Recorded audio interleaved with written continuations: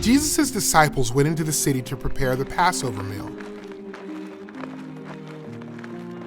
When the meal was ready, Jesus and his disciples reclined at the table.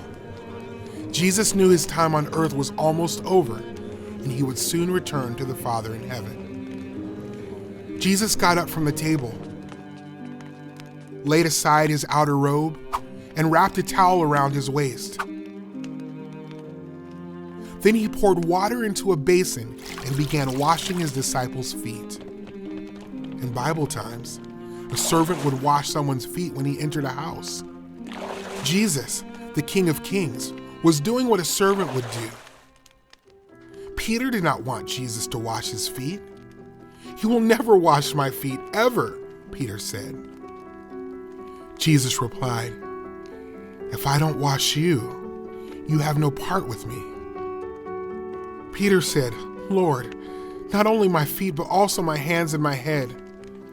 Jesus told Peter, "The one who is bathed only needs to wash his feet because he is already clean." Jesus wasn't talking about physical cleanliness. He was talking about someone who has been forgiven of his sins by repenting and trusting in Jesus.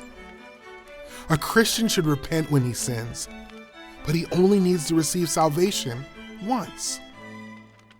When Jesus had washed his disciples' feet and put on his robe, he reclined at the table and said, "Do you understand what I have done?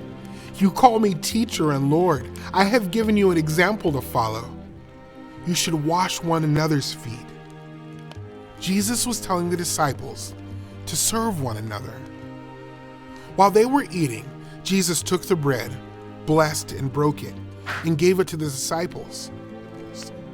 Jesus said, "Take it and eat it. This is my body." Then he took a cup and gave thanks. He gave it to his disciples and said, "All of you drink from it. This is my blood of the covenant, which is shed for many for the forgiveness of sins." After the supper, Jesus and his disciples sang psalms and went to the Mount of Olives.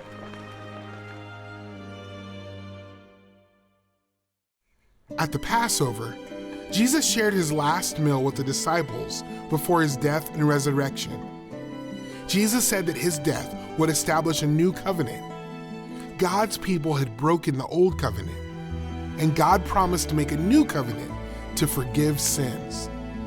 God forgives the sins of those who trust in his Son, Jesus.